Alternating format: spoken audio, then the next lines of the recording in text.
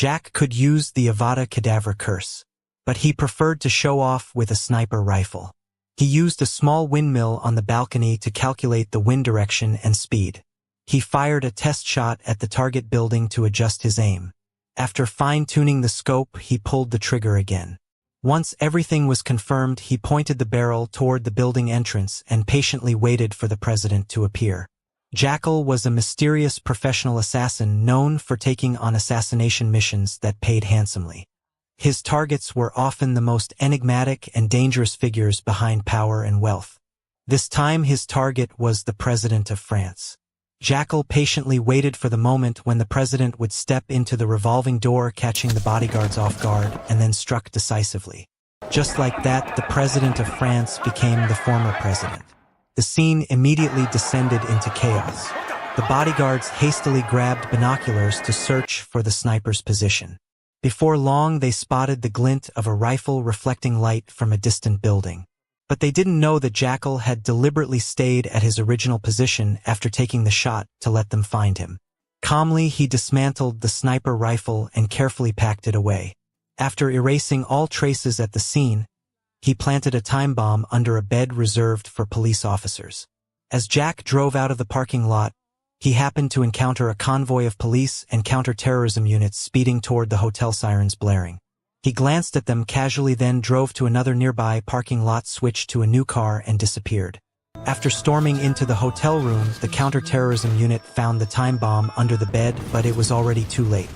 At the same time, the old car Jack had abandoned in the parking lot exploded, erasing all traces. As a lone wolf, Jackal had grown increasingly isolated outside of his work. He always operated alone in the dark underworld, his appearance constantly changing with no one ever knowing his true face. This time his target was the CEO of a tech company. Jackal disguised himself as a janitor and easily infiltrated the company. However, the life of an assassin always carried unexpected risks. A female employee happened to catch him attaching a silencer to his gun. The noise he made while dealing with her drew the attention of a security guard. Du hast den Staubsauger laufen lassen. But Jack couldn't speak French.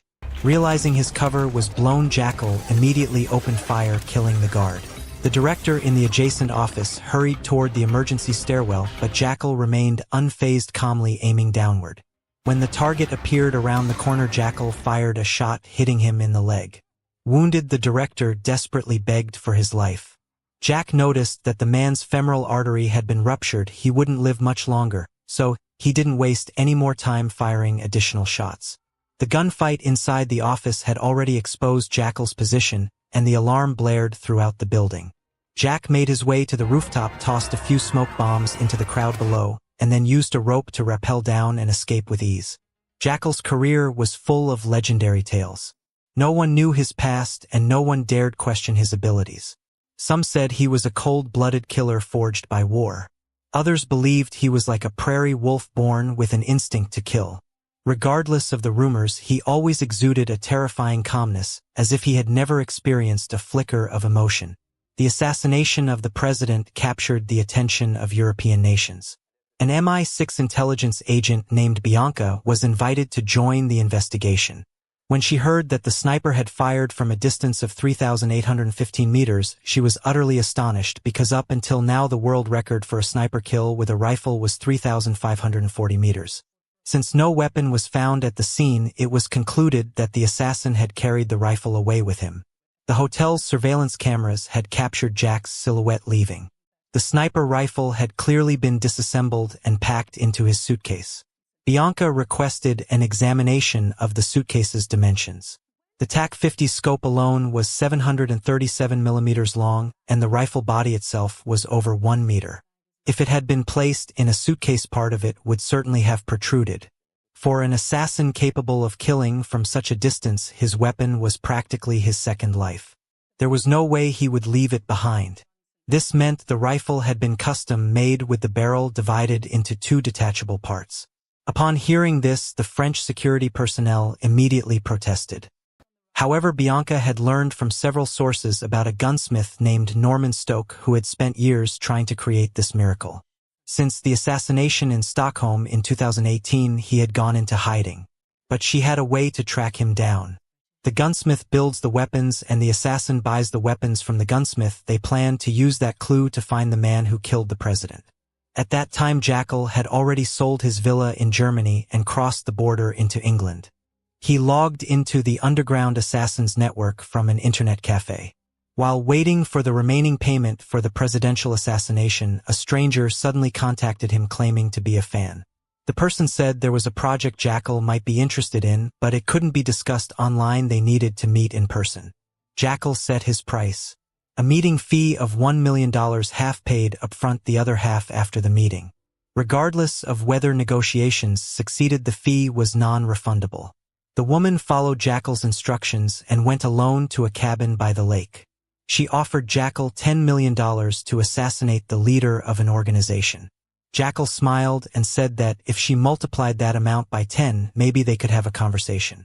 The woman was visibly shocked by the figure $100 million. She said she would need to consult her superiors. When she turned around, she realized Jackal had already disappeared without a sound. Upon returning home, Jackal turned on his computer to check his bank account but realized that 24 hours had passed, and the €3.75 million payment for the assassination still hadn't been transferred. He contacted the client who had hired him, but he only received 2 words in response. Not happening. Jackal couldn't believe there was someone in this world bold enough to cheat him out of his fee. He immediately contacted his bank. 14 days earlier, €3.75 million had been deposited into his account. He instructed the bank. Find out the origin of that money. His wife Nuria noticed that he seemed troubled. She had no idea about Jackal's true identity as an assassin and assumed it was just a simple financial dispute. Jackal quickly turned down her offer to help. In another development, the person in charge of investigating the assassination of the president contacted his informant named Allison. Her code name was Sparrow. Her ex-husband was the gunsmith named Norman. In the entire world, he was the only one capable of crafting a sniper rifle that could take down a target from 400 meters away and could be disassembled and reassembled. Bianca had once saved Allison's life during a previous mission. However, Allison was currently in trouble. Her daughter Emma had joined a protest that clashed with the police and was detained. Allison hoped that Bianca could help release her daughter in exchange for revealing Norman's whereabouts. Unexpectedly, Emma suddenly died in custody due to illness. Bianca was forced to trick Allison into handing over Norman's phone number first before informing the police to release her daughter. At the same time, in a skyscraper in New York, USA, the woman who had paid $10 million to hire Jackal for an assassination was reporting to her boss.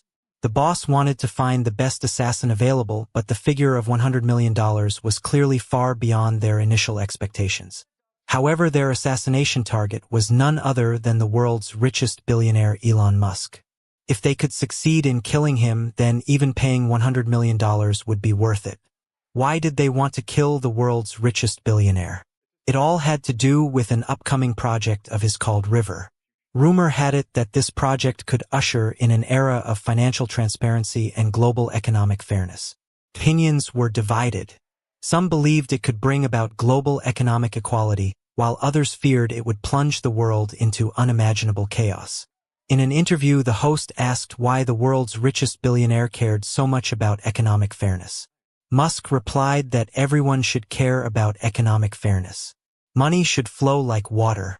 Currently, it flows into the pockets of the rich and stops there instead of flowing into a reservoir to be saved for future generations.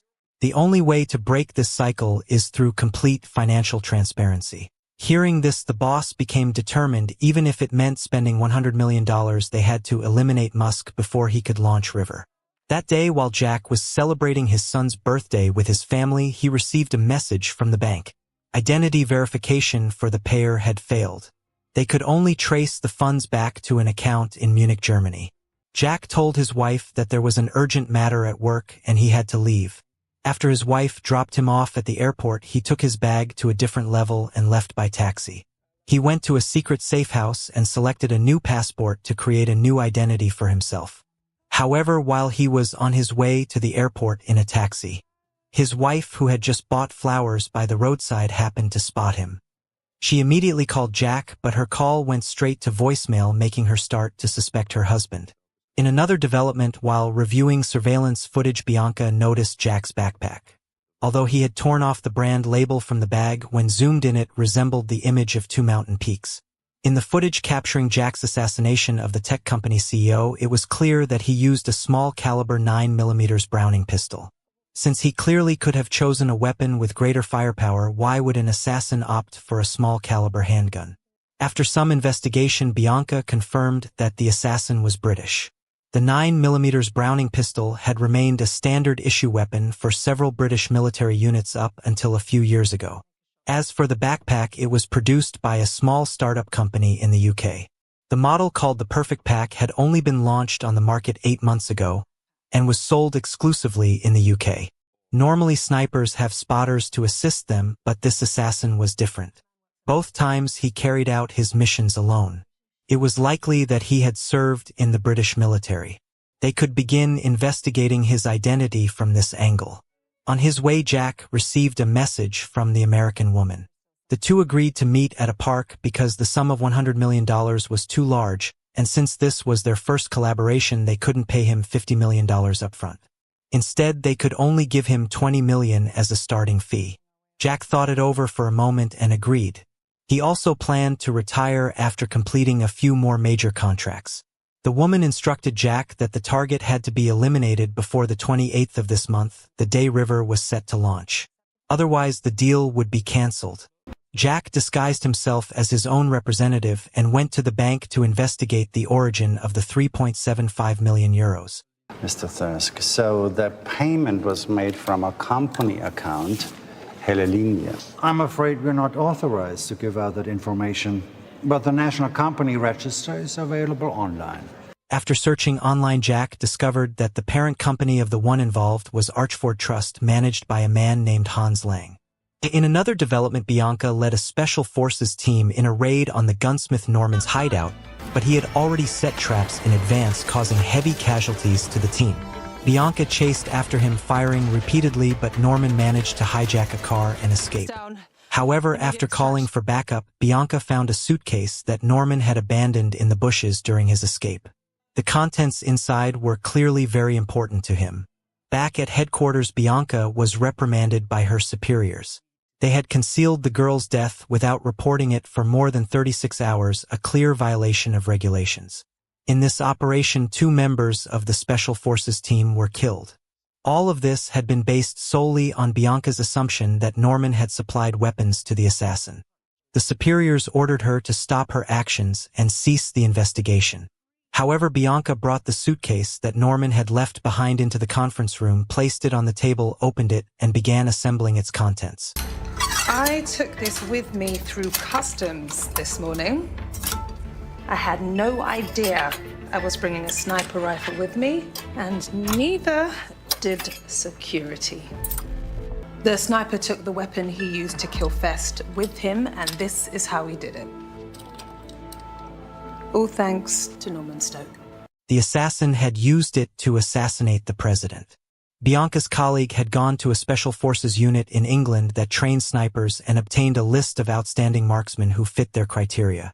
However, when they mentioned they were looking for a sniper capable of hitting a target from a distance of 3,815 meters, the trainer said he had never seen anyone achieve such a feat, at least not among those on the list. Before leaving the training camp, no one had ever managed to pull that off. In this operation, 2 of Bianca's colleagues had died. She was the only survivor, which led to her being summoned by the authorities for investigation. Although her salary was not low, her family's financial situation was far from ideal. It could not be ruled out that she had been bribed to betray her teammates. In the world of intelligence, anyone could be lying. Therefore, until a thorough investigation is conducted, no one can be trusted. After the meeting, her superior called Bianca outside for a private talk. There was definitely a mole in this operation. Otherwise, Norman could not have set up the bomb trap in advance. After the investigation, she would also have to watch out for internal threats and ensure that all intelligence information remained strictly confidential. Bianca went to find Allison, her good friend, to apologize for having hidden the truth about her daughter's death. Allison was devastated. She had always considered Bianca her closest friend. After parting ways with Bianca, Allison returned home. Her husband discovered that she had secretly taken a photo of his phone and leaked Norman's phone number to someone else. Allison tried to run away but was caught by her husband. Meanwhile, Emma, suspicious that her husband was hiding something, began searching for evidence after she got home. She found a safe hidden behind a closet partition but didn't have the code to open it. Upon studying the house's floor plan, Emma realized there seemed to be a hidden space behind a mirror. She immediately called her family to help her find a way inside. Jackal, who was still unaware of the fire that had broken out in his backyard, had just received a $20 million deposit from the Americans. She then informed him about the target's whereabouts and urged Jack to act quickly before River was released. However, Jack said he still had unfinished business in Munich. Once he handled it, he would proceed with the mission. This time Jack disguised himself as a driver. He subdued an actual driver, took his glasses, and transformed himself into a motorcycle taxi driver. His target was a man named Hans Lang. Although Hans Lang was heavily guarded by a team of bodyguards, Jack managed to shoot the bodyguard in the passenger seat with a single shot, then abruptly drove the car into a narrow alley. After receiving a call from their boss, the bodyguards immediately began their pursuit. Both sides raced through the streets of Munich at dizzying speeds. Eventually, Jack used roadside obstacles to block his pursuers. He stopped the car and turned to look at Hans Lang. Hans Lang clearly realized what was happening. He hastily swore that he would pay Jack the remaining balance and would give him any amount of money he wanted. But this wasn't about money. Hans Lang frantically tried to smash the door to escape, but no matter how hard he hit it, the door wouldn't break.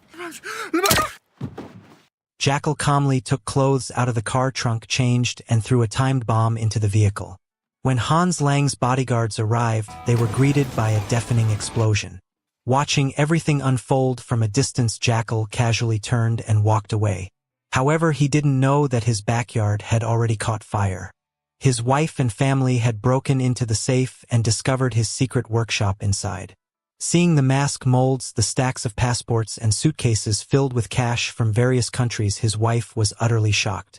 Jack also witnessed the scene through his phone. For the first time, he found himself facing an incredibly difficult decision. Should he go home to put out the fire, or should he head to America to assassinate the world's richest billionaire and collect a $100 million reward? What happens when an assassin's true identity is exposed? Jackal shot a policeman in the head and then tossed the gun to a nearby truck driver. Under the driver's bewildered gaze, Jack fired another shot. He hadn't planned for any of this. Initially, it was just a minor accident. His car had bumped into the back of the truck. But the truck driver refused to let it go and called the police. During the inspection, Jack's identity was exposed. Jackal staged the scene to look like a shootout between the truck driver and the police, with both dying in the process.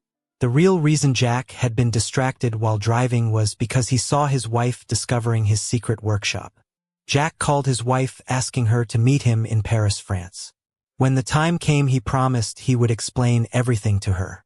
The bald man was about to visit a sniper from the list to check on him. However, Bianca asked him to send her the address instead. She wanted to go by herself. The bald man explained that he wasn't the mole. Everyone was extremely tense at the moment, and their superiors had ordered checks on their personal phones and emails. But clearly Bianca only trusted herself. The former sniper had graduated from sniper training school many years ago. Seeing the list, he recounted the situation of each person on it. When he learned that Bianca was looking for a sniper who could take down a target from a distance of 3,815 meters, he said he had never heard of such a person. Even if someone like that existed, it wouldn't be any of the people on the list. However, he mentioned hearing about a legendary figure in the sniper world named Duan who might be capable of such a feat. But apparently during a mission 10 years ago, Duan's entire team was killed in an explosion. Bianca didn't fully believe his words. She contacted the bald man again and asked him to investigate the mission in which Duan supposedly died 10 years ago. Meanwhile, Jack's BMW had been damaged earlier in a collision. Upon arriving at the hotel, he immediately removed the license plates and wiped all traces of himself from the car. Worried that the vehicle might be discovered, he even took a car cover from the neighboring vehicle and used it to hide his own. Next, Jack patiently waited for his wife to arrive. He locked his handgun inside the safe and put on his wedding ring. Not long after his wife knocked on the door and entered. Without saying a word, she slapped Jack across the face. Jackal confessed that he had deceived her even before their marriage, but his love for his wife and child was genuine. He was afraid that if he told her the truth about himself, he would lose her. What do you do, Charles? I'm a troubleshooter. What does that mean? So, big companies, multinationals, when they have a problem, they send me in to solve it. A problem? Yeah. Do you kill people? No, I don't kill people. Jack explained that he worked in commercial espionage. Because it was illegal, he sometimes had to use fake identities. Occasionally, he also had to use money to bribe others. Many of the people he investigated were billionaires and extremely dangerous, so he sometimes had to carry a gun for self-defense. Emma, persuaded by his sweet words, then became worried for his safety. Jack said that if she could just give him 2 more weeks, he would retire from this life for good. At the same time, a powerful American financial tycoon was discussing Jack. Although Jack had accepted their assignment, he had killed a man in Munich, causing them to worry that he might not complete the assassination mission. A woman explained that while she understood time was running out, it would be impossible to find a hitman more skilled than Jack. Just then, new information arrived. Jack had killed the man because he had refused to pay him for a previous hit. Upon hearing this, the tycoon suddenly changed his view of Jack. Jack had returned to Munich, where the police were hunting him everywhere to collect an unpaid debt. To the tycoon, this demonstrated Jack's commitment to honoring his deals. However, to be cautious, he still sent the woman to stay close to Jack and monitor his progress. In another development, Larry killed his wife after being betrayed by her. He then used Allison's phone to text Bianca and lure her into a meeting. When Bianca arrived, Larry emerged from the shadows and attacked her with a dagger. After a fierce struggle, Bianca managed to escape along the riverbank. She happened to encounter some passers-by, preventing Larry from striking again. While calling headquarters for backup, Bianca also lured Larry toward a bridge ahead. Headquarters contacted Vince, the closest agent, to assist Bianca. Together with the police, they cornered Larry by the riverbank. However, Larry reacted quickly, leaping onto a small boat passing by and making his escape. When Bianca and the police reached Allison's house, they found her already dead. Larry, now a fugitive, clearly had no intention of letting Bianca go. He had someone track down Bianca's home address and used her daughter to try to force her into submission. Unexpectedly, Bianca shot him in the thigh. She didn't kill Larry, instead intending to extract information from him about the whereabouts of the gunsmith Norman. On an island in Tandestonia, the world's richest billionaire Elon Musk was informed by his subordinates that someone had hired a professional assassin to target him. However, Musk clearly had no intention of canceling the events planned for this trip. He wanted to see if the professional assassin could breach the island's thick layers of security to kill him. But Jack had no intention of going to the island to assassinate him. After arriving in Tallinn, Jack headed to the exhibition center where Musk would hold his event, searching for a suitable location to carry out the assassination. In the first phase, he infiltrated and accessed behind the soundproof walls.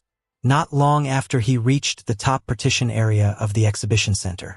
From there, he could see the main stage through a gap. At that moment, the floor beneath his feet suddenly gave way and he almost fell. Grabbing hold of a cable, he managed to save himself. However, during the climb back up, his phone slipped from his pocket and fell. After the event ended, Jack didn't see anyone returning the phone. Since that phone was his only means of communication with his employer, he couldn't afford to lose it. He found his phone in the middle of the stage. Before leaving, he memorized the name of the security guard, thinking he might need it when executing the assassination later. However, when Jack opened the door to his hotel room, he discovered an uninvited guest inside. Jackal turned around and locked the door behind him. He walked toward the woman, staring at her with a murderous look. The woman, unfazed, said that Jack had taken their $20 million but acted recklessly in Munich. The woman sent to monitor Jack had no intention of interfering with his freedom. She said she would stay in Tallinn until he completed his mission, and if he needed anything related to the task, he could reach out to her. As they parted ways, Jack suddenly turned to glance at a group of elderly people fishing nearby. Among them was a woman with her leg in a cast, still engrossed in her fishing. Back at the hotel, Jack logged into a secure website to contact Norman, informing him that he needed a special gun. Norman sent Jack his phone number, and shortly after Jack called him, Jack explained that he needed the help of a weapons master like Norman. However, before detailing his request, Jack asked if Norman had encountered anything unusual lately. Norman mentioned that he had dealt with a few uninvited guests recently, but assured Jack that he had taken care of them. Norman said it was a bit difficult because his arm had been injured by those uninvited guests. He even joked that he couldn't wipe his own ass anymore. He admitted he couldn't complete the job alone within 5 days and had no assistance because he didn't trust anyone. Meanwhile, Bianca arrived at the hospital. After ordering all the police officers out of the room, she used a pillow to smother Larry's mouth. After doing this several times, she presented him with a choice. Either they would spare Norman's life or Larry would rot in prison. If he revealed Norman's whereabouts, they would release him so he could handle his wife's funeral arrangements. After several instances of suffocation, Larry finally couldn't take it anymore and told Bianca that Norman was in Budapest. He couldn't remember the exact address, only that it was in a small village a few kilometers from the airport. Norman lived in a white building next to a horse farm, and there was a cafe on the street corner. Back at headquarters, the bald man reported his investigation results to Bianca. Duan was a loner. He paid great attention to detail and was a naturally gifted sniper. His unit specialized in eliminating Taliban leaders, but in 2013 he was killed in an IED attack. Bianca was preparing to travel to Budapest with Vince. For security reasons, she privately met with her superior Osita Halcro to request authorization and logistical support. Meanwhile, Jack had already arrived in Budapest. Norman took him to his personal weapons cache where a wide array of firearms was displayed. Jack shared with Norman his idea of a weapon hidden inside a cast shoe. The cast shoe, made of plastic and polymer, could easily pass through metal detectors. However, since the gun barrel couldn't be made of plastic, they would have to use a lightweight alloy. The two of them began designing the gun parts on the computer, waiting for the 3D printer to produce them. While waiting, Jack asked Norman why his hand was injured. After hesitating for a moment, Norman explained that a group of English-speaking people had come after him in Belarus. A black woman had shot him in the hand. The weapon she used was a Glock 17. Hearing this, Jack grew serious, suspecting that she was from MI6. He didn't want Norman's troubles to interfere with his final mission. Norman claimed he had an informant inside MI6 who would warn him in advance, but Jack still looked deeply concerned. You're an artist, my friend, and you've always been discreet. But if that changes... The next day, the gun parts had finished printing. After removing the cast shoe, they could be assembled into a simple sniper rifle. Norman handed Jack a set of car keys and told him to drive to a nearby forest to test the gun.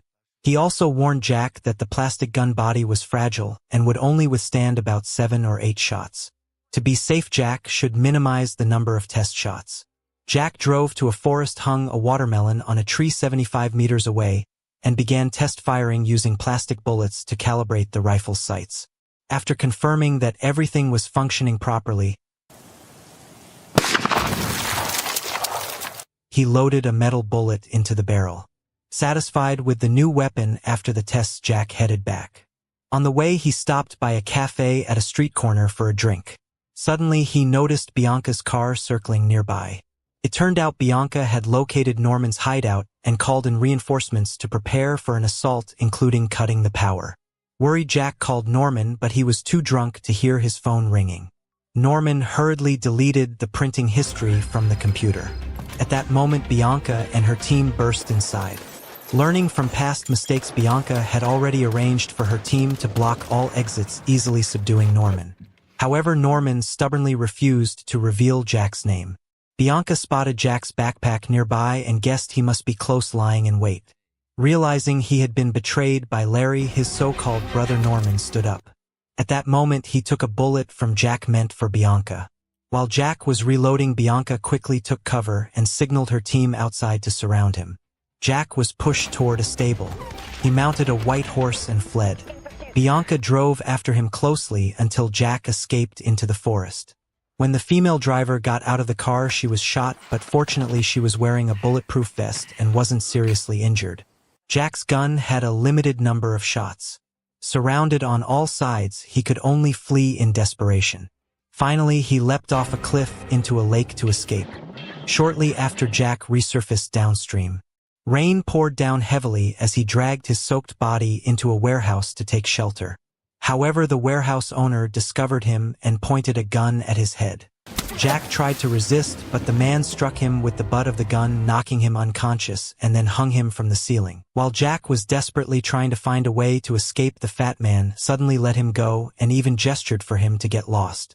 But just as Jack stood up, the man spotted the sniper rifle hidden in the haystack. It seemed like there was no way out this time. The fat man forced Jack back to his house, ignoring Jack's repeated gestures that he was willing to pay to settle everything. Due to the language barrier, the fat man couldn't understand what Jack was saying, but he clearly heard the word euro. He immediately called his brother. Coincidentally, among the workers at Gabi's farm, there was someone named Alvaro who knew English. Alvaro came out to talk to Jack. When he realized Jack wanted to settle things with money, he reported it back to Gabi. Gabi immediately grabbed his weapon and prepared to head to his younger brother's farm. But before they could get far, the two were stopped by the police.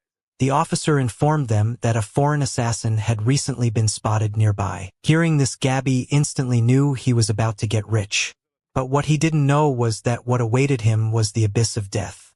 Because while waiting for his brother, the fat man kept insisting Jack try the bread he had baked himself. Jack was struggling, unable to find a way to escape, when unexpectedly the opportunity presented itself. Just as Jack was packing his things to run, Gabi called the fat man, but there was no answer. Gabi left a message warning his brother to be careful because the foreigner was very dangerous.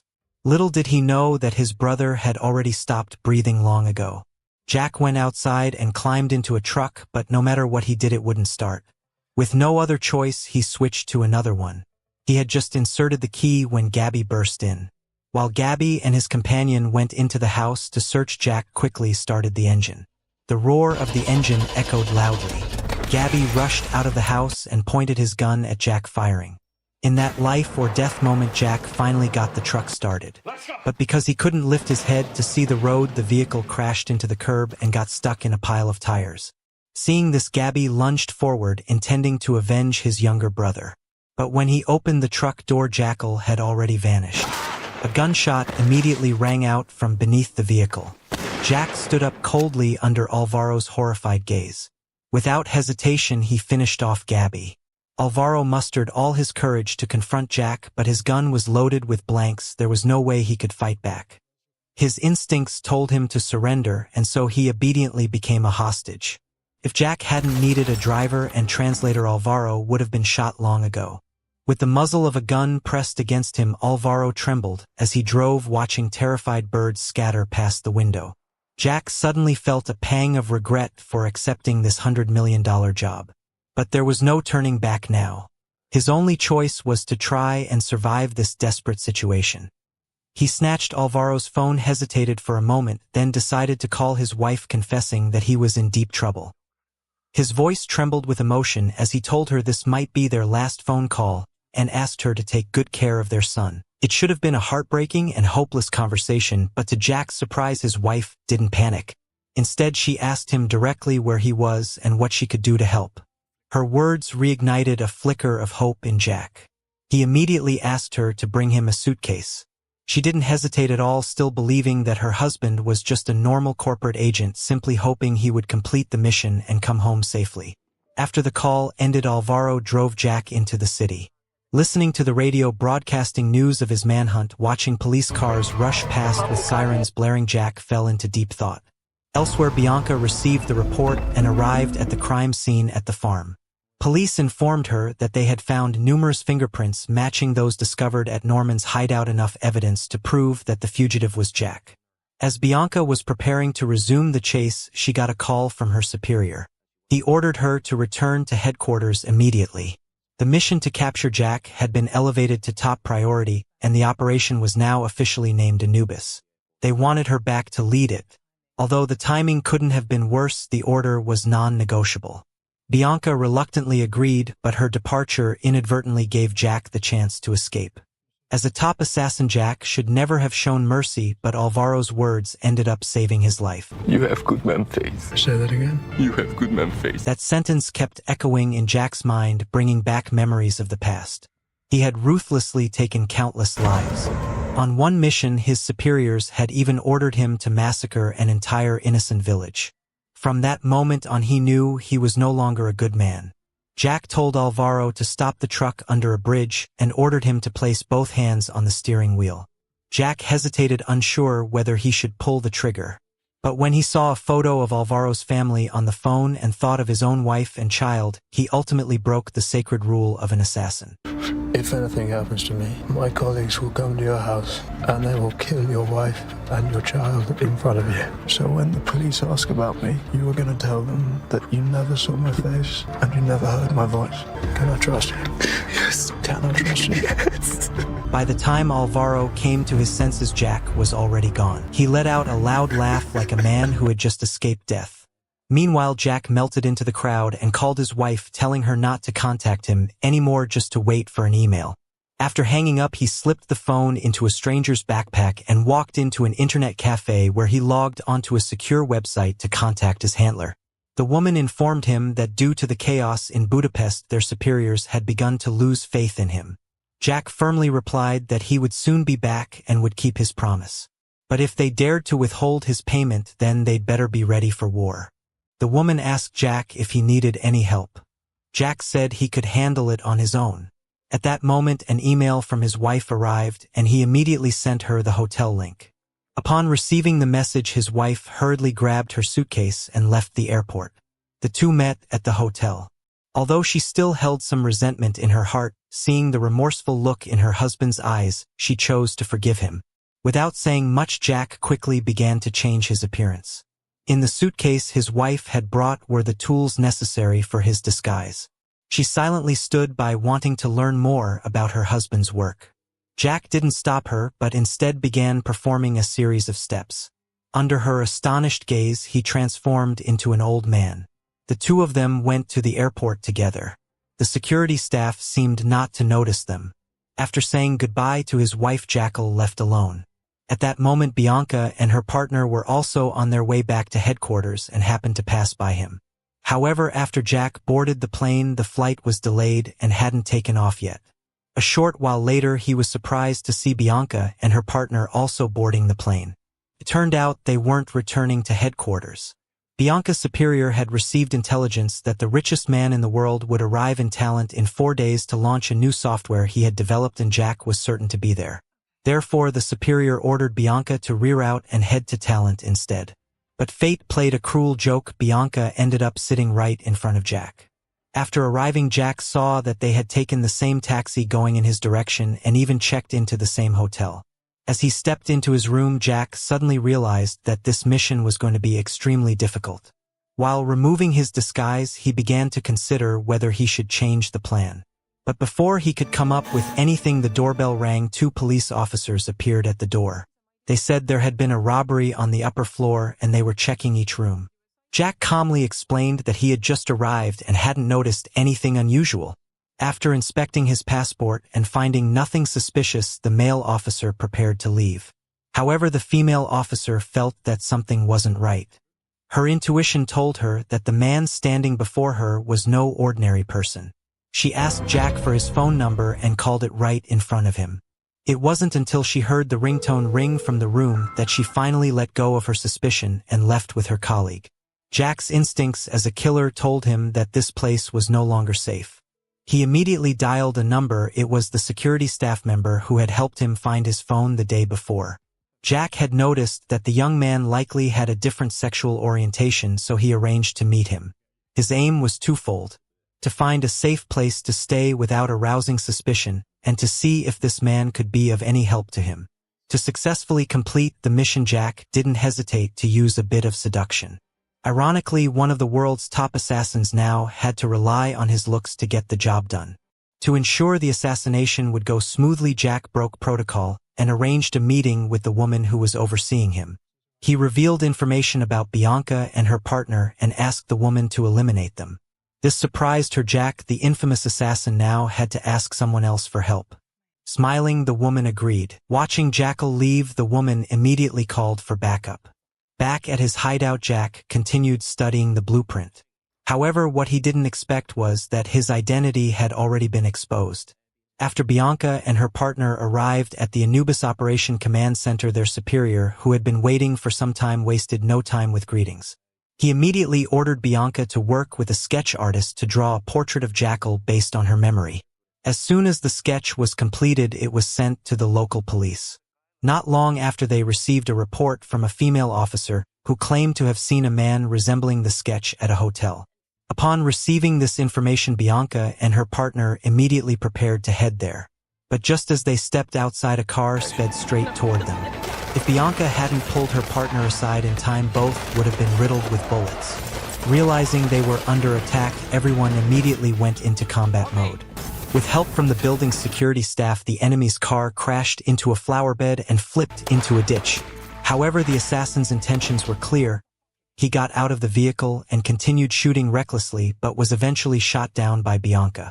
It was clearly a planned assassination attempt. Fortunately, no one was injured. Still shaken by the gravity of the situation, Bianca quickly got into a vehicle and led the special ops team to the hotel.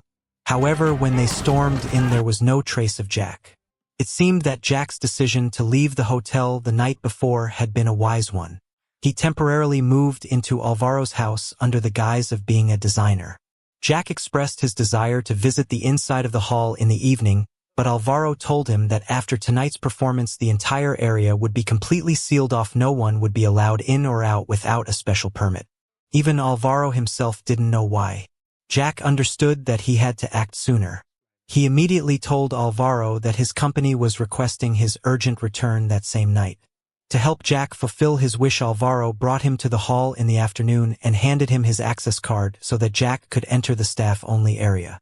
Following the instructions on the blueprint, Jack went straight to the door leading to the rooftop.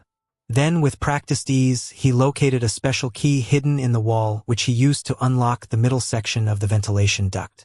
After carefully surveying the area, Jack quickly returned to the lobby. Alvaro wanted to invite him to dinner, but Jack declined. He had an assassination to carry out. But then an unexpected incident occurred. The backyard of his house caught fire. Jack's brother-in-law had always wanted to buy a bar, so he and Jack's mother-in-law persuaded Jack's wife to take some money from his secret room. But the brother-in-law was insatiably greedy. In addition to taking the cash, he also grabbed the pistol lying next to it. All of this was seen by Jackal. It seemed that the troubles at home had to be put aside. He needed to focus on the mission first. That evening, Jack bid farewell to Alvaro. Though his heart was filled with reluctance, Alvaro could only watch Jack walk away. He never imagined that this gentle-looking, harmless man would eventually take his life. On the island where the richest man in the world resided, the head of security reported that he had received intelligence about MI6's failure to apprehend the assassin in Budapest. He advised the richest man not to go to Talent and instead hold the software launch event online right there on the island. However, after hearing this, the richest man flew into a rage. He had spent an entire year preparing for this event and had invited many prominent figures to Talent. If he didn't show up, wouldn't he become a laughingstock? The richest man's attitude was exactly what Jack had hoped for. By then, he had already arrived at the venue. Using a disguise, he passed through the security checkpoint with ease. He went to the reception desk and bought a few bottles of mineral water, some bags of nuts, and 4 chocolate bars. Midway through the concert, Jack stood up and left. Out in the hallway, he expertly opened the stairwell door and proceeded to a location he had scouted earlier. He closed the hatch cover and crawled inside to hide in the intermediate space, awaiting the arrival of the richest man in the world. But before that, Jack had removed the cast from his leg, disassembled its parts, and reassembled them into a sniper rifle, which he placed next to him. There were still 2 days and nights left before the launch event. Jack could get plenty of rest. He quickly fell asleep, but horrifying memories surfaced in his mind and startled him awake. It seemed that the events of the past were wounds Jack could never truly forget. Fortunately, he had later met his current wife, the one who brought a bit of warmth into his life. The next morning, while Jack was sharpening a bank card, he suddenly heard footsteps above him. Someone had come to inspect the scene. However, the woman didn't detect that someone was hiding beneath the floor. Bianca and her colleague also arrived at the venue. She handed Jack's portrait to the head of security, hoping it would be of help. What no one expected was that despite the building being sealed off in advance and equipped with the most advanced scanners, Jack had already infiltrated the venue a day earlier and was hiding in the intermediate space. To ensure everyone's safety, a full sweep of the venue was conducted once more.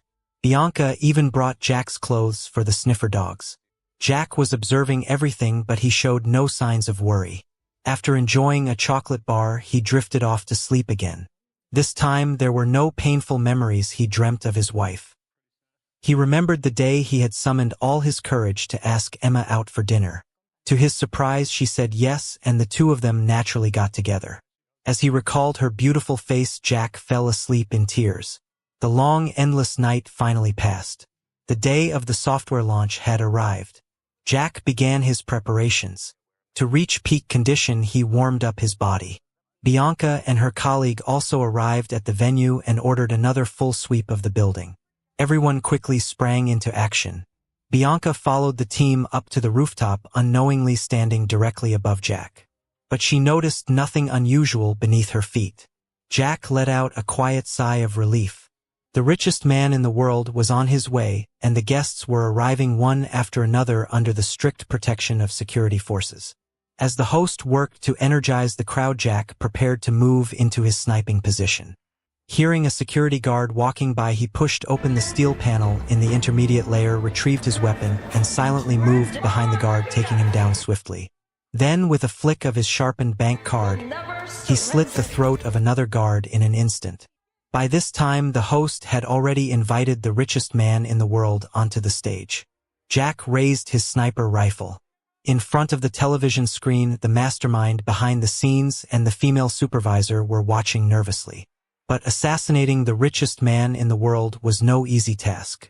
The bulletproof glass alone was enough to stop any shot. What Jack needed was to wait for the perfect moment when his target would drop his guard and lean forward. However, the appearance of another sniper disrupted Jack's plan. He quickly reloaded, intending to fire another shot, but the target had already vanished. The bodyguards surrounded the richest man in the world, leaving Jack with no clear shot. Bianca also discovered Jack's location and swiftly mobilized forces to capture him. Realizing that the plan had failed, Jack decided to flee, blending into the crowd to escape. Although the police tried to seal the exits, the chaotic crowd gave them no chance. In the end, Jack managed to get away. Seeing the police cars rushing in, Jack calmly walked into another street, thinking he had escaped. But then a voice called his name from behind. Turning around, he saw Alvaro. At first, Jack ignored him, but Alvaro chased after him, forcing Jack to confront his old friend. Seeing the gentle and hopeful look in Alvaro's eyes, Jack, fearing his identity would be exposed, made the heartbreaking decision to kill him. He placed Alvaro's lifeless body in a roadside crevice and quickly left. That was the price of loving a wild horse. As for Bianca, would she be able to catch Jack? That would depend entirely on her next move. The story then flashes back to Afghanistan in 2013. If you didn't look carefully, you might not notice the two men hidden in the rocky desert. At that time, Jack was still a member of a secret special forces unit and also the most skilled sniper on the team.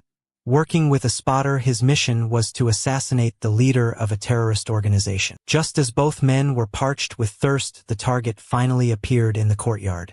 After calculating the distance and wind speed, Jack held his breath and pulled the trigger. The mission was successfully completed, and the two quickly withdrew from the scene. This showed that Jack was even then an extremely patient and ruthless man. As a reward, the captain gave him an expensive bottle of liquor and made a special exception to allow him to drink in the barracks. He even took the whole team to the nearest city to celebrate. This very incident changed Jackal's life. While Gary was joking around with him, a man accidentally bumped into Gary.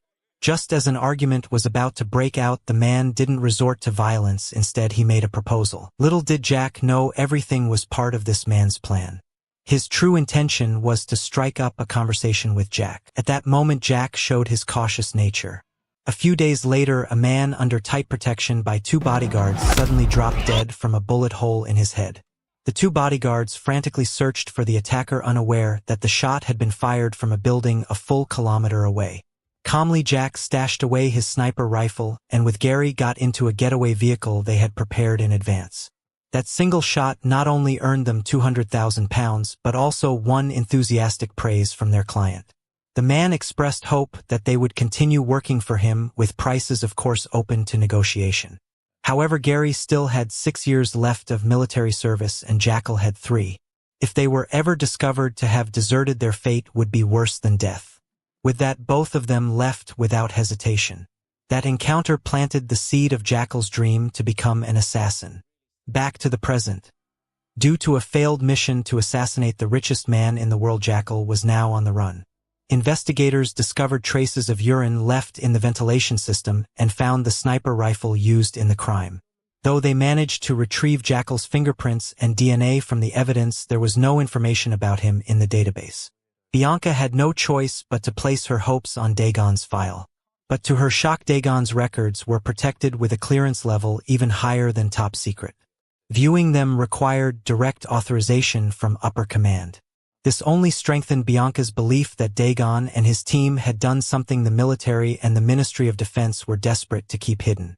But what no one expected was that Bianca's suspicion was correct. Jackal, the top assassin, was in fact Dagon. This time Jackal's team received a new mission. It was reported that a high-ranking member of a terrorist organization would be attending a wedding. Their objective was to capture the target alive. After Jackal and Gary set up their ambush, the rest of the team arrived at the scene. Initially, they planned to negotiate peacefully and detain the target without bloodshed. However, due to a language barrier, the situation quickly reached a stalemate. As tensions escalated, Jack noticed someone on a nearby hill preparing to snipe. To protect his teammates, he was forced to open fire. The sudden gunshot turned the wedding into a battlefield. The team leader ordered everyone to open fire. With overwhelming firepower, it was no longer a battle, it became a one-sided massacre. When the gunfire ceased and silence returned, Gary realized it had only been a normal wedding. The target was never there. Jackal and Gary rushed forward, but it was already too late. After throwing a grenade, the team leader led the others into the courtyard, shooting indiscriminately at anyone in sight. It was only then that the team leader also realized it had been just an ordinary wedding. But in order to cover up the atrocity of massacring civilians before leaving, he called in an airstrike, turning the entire wedding site to ashes, erasing the evidence completely. The others laughed loudly, but the scene they had just witnessed left a haunting shadow in the hearts of Jackal and Gary. Wasn't clean. Was a mess. Gary's words saved his life. As the car disappeared from view, Jackal silently made a decision in his heart. This was what the higher-ups were trying to cover up. Time shifted back to the present. MI6 had issued a global arrest warrant for Jack. Jackal's brother-in-law happened to see the news broadcast and immediately called his sister over. Pointing at the portrait on the screen, he confidently declared that it was Jackal. After seeing the report, Jackal's wife panicked and ran outside. She called her husband, telling him she had seen the news. Knowing he had been recognized, Jackal warned his wife to make sure her brother never told anyone about this. That was the only way to keep the family safe. His wife, frightened, worried the police would come for them. Jack reassured her that the police didn't know his true identity and there was no reason for them to come as long as her brother kept his mouth shut. He added that he would be home soon. That one sentence made his wife finally realize her husband's true identity.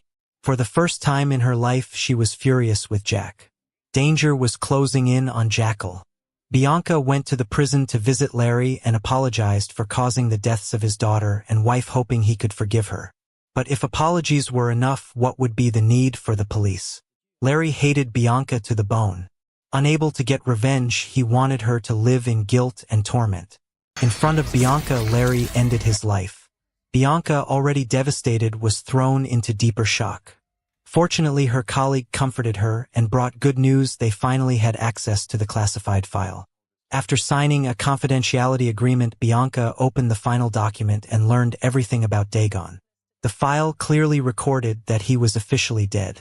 Yet she couldn't shake the feeling that something was wrong. Her instincts told her Dagon was Jackal, but she couldn't understand how he had managed to escape death. It turned out that after witnessing an innocent person being killed, Jack came up with a bold idea. On the way back, he urgently asked his team to stop the vehicle.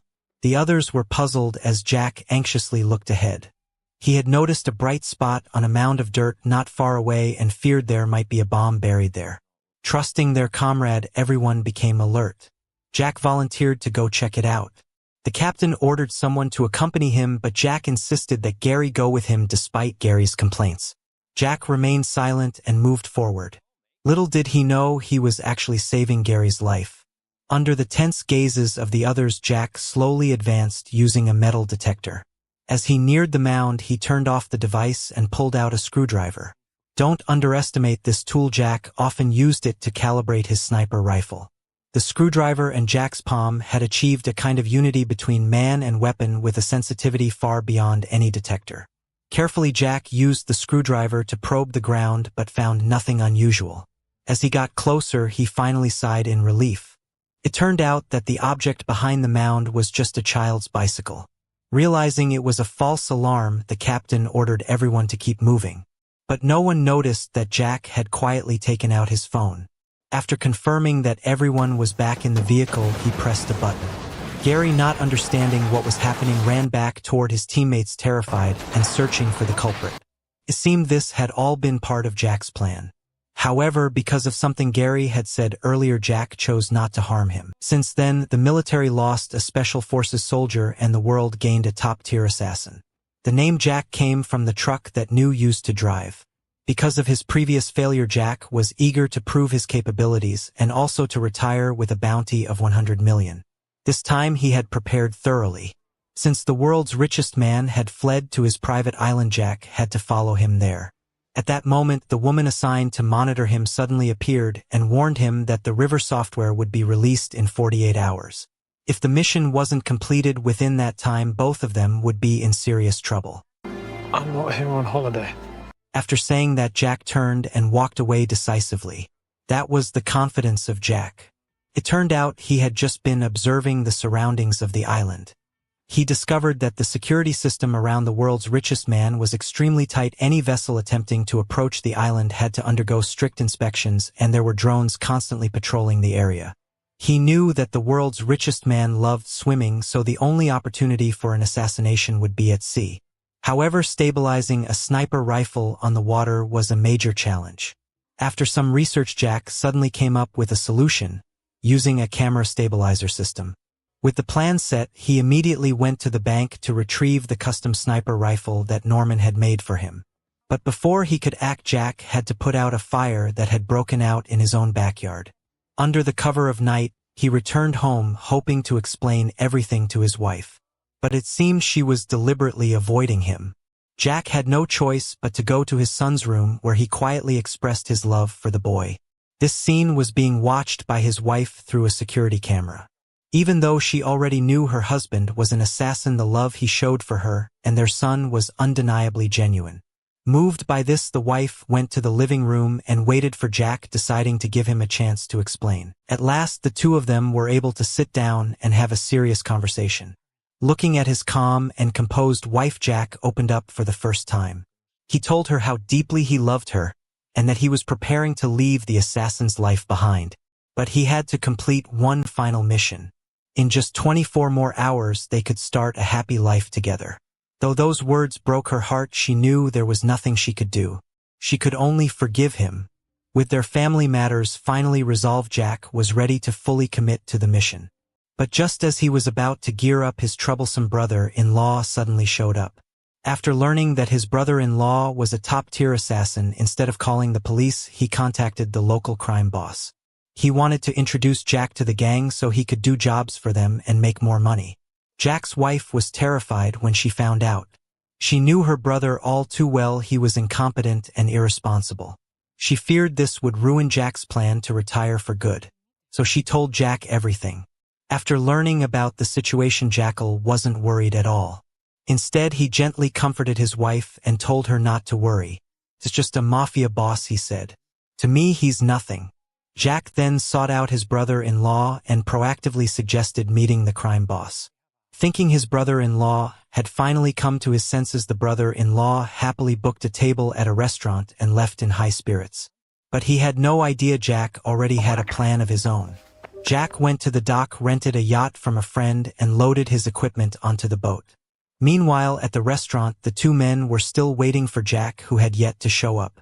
This made the brother-in-law increasingly anxious. As the boss began to lose his temper, he tried to calm him down by pouring more drinks. But moments later, when blood suddenly soaked the tablecloth, everyone was stunned. One of the boss's men collapsed without warning. It was then that the brother-in-law realized how terrifying his brother-in-law truly was. Jack had done this not only to eliminate the threat, but also to test his equipment. Once the test was successful, he was finally ready to carry out the assassination. You're an artist, Norman. At the same time, Bianca was still investigating Dagon's file. From the records, she discovered that Dagon's former superior was still alive. So she went to the hospital to question him about Dagon. But upon learning that Bianca was from MI6, the man bluntly asked her to leave. However, Bianca refused to go. It's unclear what Gary said to her, but when she returned, Bianca met with her superior and told him she had obtained new information about Dagon. Bianca knew that Dagon always operated alone, but he had someone very close to him, Gary, Dagon's former observer. So if Dagon is still alive, Gary might not be dead either.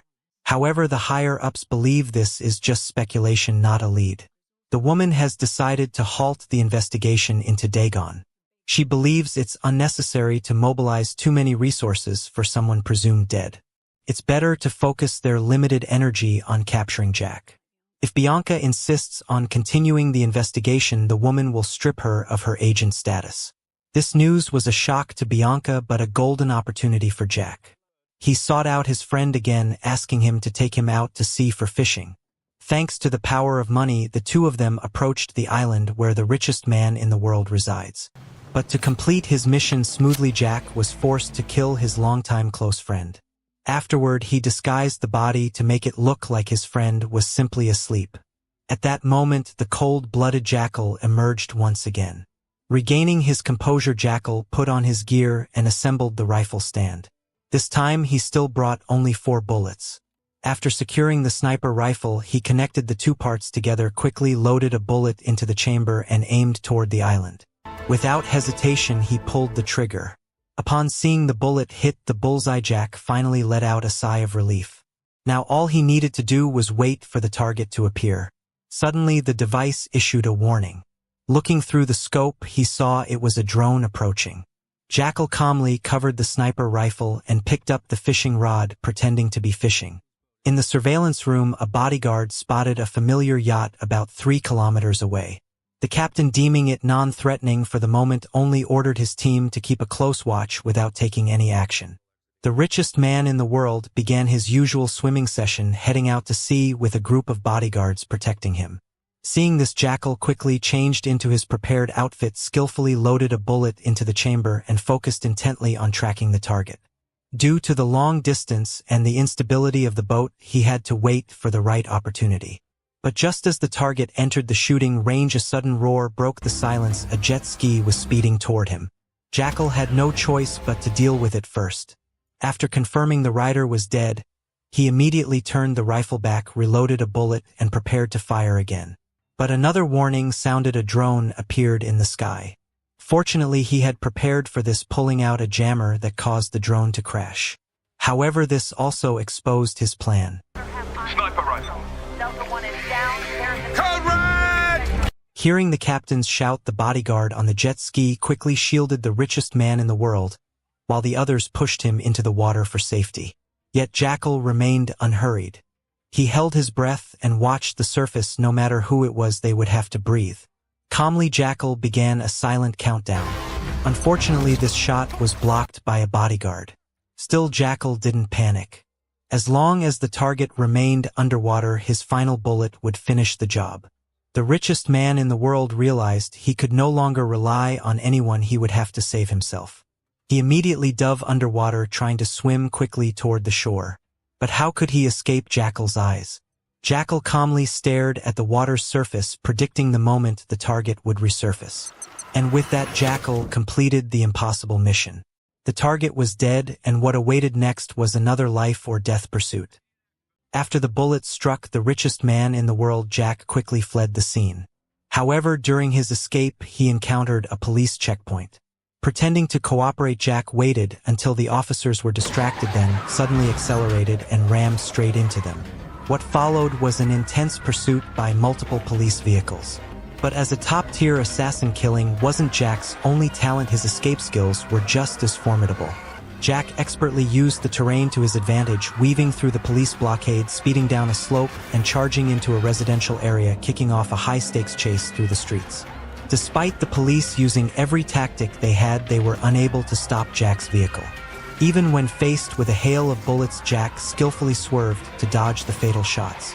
In the end, he sped away, leaving the police behind in a cloud of dust and smoke. Meanwhile, the boyfriend of the world's richest man held an extravagant funeral for him and sorrowfully announced that the launch of River would be postponed indefinitely. Jack's retirement mission had finally come to an end. As for Bianca, she discovered that the mafia boss's assassination carried out from a boat a kilometer away closely resembled Jackal's methods. Determined to investigate, Bianca planned to go to Spain to pursue the case, but her superiors stopped her.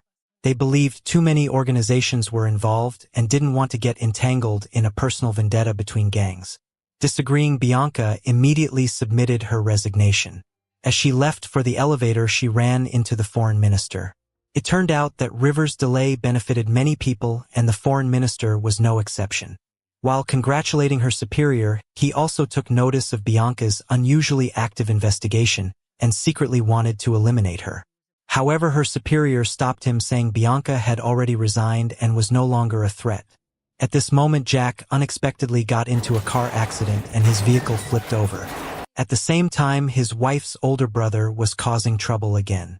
After receiving a call from the police station, Jack's wife rushed over to bail her brother out, scolded him harshly, and demanded that he stay away from gangs. When Jack regained consciousness, he was helped by a kind truck driver.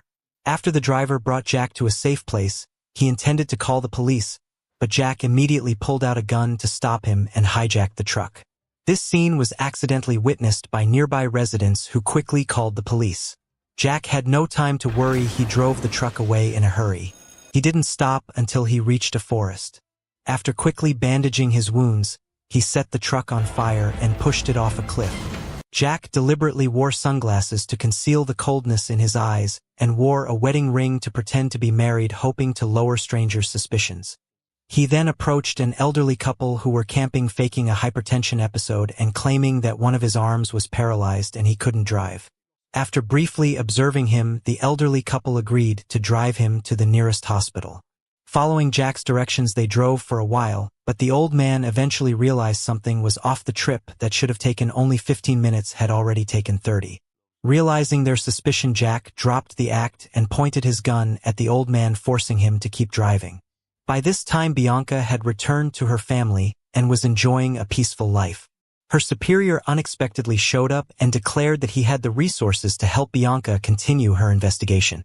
However, due to certain special circumstances, they needed to avoid government scrutiny. Without hesitation, Bianca agreed. Now the pursuit of Jack was no longer part of her job. It had become a personal battle of wits between the two of them. Bianca wanted a clear winner and loser. Since the mission was confidential, only her partner accompanied her to Spain for the investigation. This trip was certain to be a one-way journey. Meanwhile, Jack quickly noticed that the elderly couple he was with had encountered a police checkpoint. Luckily, their car was at the end of the line, so while no one was paying attention, Jack ordered the old man to turn onto a small road on the right. After a brief hesitation, the old man complied. On the way, the old man asked to stop for a smoke. Jack got out and smoked a cigarette with him. The old man tried to negotiate with Jack. He knew Jack wouldn't let them live, but didn't want to miss even the slightest chance of survival. Jack found himself conflicted. He rarely spoke of his parents, good-hearted people who, like this couple, had once helped the wrong person. Moved by compassion, Jack made his decision when he got back in the car. He told the couple they would rest there for the night. Unexpectedly, the old woman suddenly stabbed him in the back with a knife. Jack winced in pain, pulled the knife out, and looked at her in disbelief. Afraid that Jack would retaliate, the old man lunged at him. The cramped space of the car gave Jack little room to react, and the old man managed to pin him down. Jack was completely enraged. He fought back and stabbed the old man. Seeing her husband stabbed, the old woman was overwhelmed with regret. And so Jack sent the couple to the afterlife, but that had never been his original intention. Afterward, Jack called his wife, wanting to invite her to move with him to a beautiful new city. Though he was a top assassin who could endure one shock after another, the moment he heard his wife's voice. Jackal couldn't hold back his tears. In that moment he realized how much he truly hated a life of killing. His wife heard the vulnerability in his voice and gently told him to come home so they could talk. Jack was in a hurry to return. After packing up, he blew up the elderly couple's car and then took a bus home. Meanwhile, Bianca made a major breakthrough when she went to the local police station to investigate the murder of the crime boss. She discovered that it was Jack's brother-in-law who had reported the crime. The police mentioned that his sister had married a young tycoon. Bianca recognized the clue, followed the trail, and found Jack's home address. Bianca and her partner immediately went there, but Jack wasn't home. So she lay in wait. By evening, Jack still hadn't shown up. Instead, his wife took their son away in a taxi. Bianca thought Jack was being overly cautious and had not come to pick them up himself. In truth, his wife no longer wanted to live with a man so steeped in crime. She suppressed her pain and left with their son. Not long after, Jack disguised himself as a valet and drove off in an unlucky stranger's car to head home and pick up his family. Bianca finally saw her enemy. When Jack entered the villa, she and her partner took immediate action. Jack returned home, but his wife and son were gone. He realized that his wife didn't want to leave with him. At that moment, Jensen called. Out of admiration for Jack, she warned him that the client clearly intended to go back on their word and had already sent an assassin to Spain to eliminate them both. Fortunately, Jensen had escaped first, preventing the killer from finding them. Upon receiving the news, Jack immediately packed up his belongings and prepared to leave. But just as he slipped into the secret room, his brother-in-law, noticing the house was dark, curiously entered to investigate. He was shot dead by Bianca. Unintentionally, Bianca helped Jack get rid of his troublesome brother-in-law. The gunshot put Jack on high alert. He instantly sensed danger. Bianca had no idea that she was facing her enemy through a transparent mirror.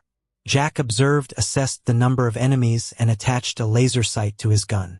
By the time Bianca's partner noticed the red dot aimed at her head, it was already too late. He tried to pull her out of the way, but he was no match for Jack's bullet. Bianca's partner was killed. No one else needs to die. I just want to know who you are. Who you working for? Why do you do it, Duggan? Why do you? Because I like to win. So do I. Both Jack and Bianca were trying to win. When it came to killing skills, Bianca knew she was no match for Jack's speed. So she planned to use the whereabouts of Jack's wife as a bargaining chip. But Jack would never agree to cooperate with anyone. A shot rang out. Bianca fell utterly defeated. Jack hurried off to find his wife, but she was determined to leave and refused to answer his calls. Jack stood frozen in shock. Just then, a car came speeding straight at him. In the end, everything came to a close. Bianca's superior was promoted to director. Osita came to congratulate her. Due to good behavior, Osita was finally granted freedom, but his ties with the U.S. remained intact. Sometime later, a battered and bruised Jack stepped out of a car and arrived at a rendezvous point with Jensen. Since the client had gone back on their word, Jack was determined to take revenge. Jensen handed him a newspaper with a photo of the next target. But Jack only cared about his beloved wife. He decided to find her first, then deal with revenge. The day of the Jackal Season 1 ends here. Season 2 has been confirmed and is expected to air in 2026. Let's look forward to Jackal's journey of vengeance. That's the end of today's story. Thank you for watching. What did you think of the series? If you enjoyed it, please give me a like and subscribe to the channel.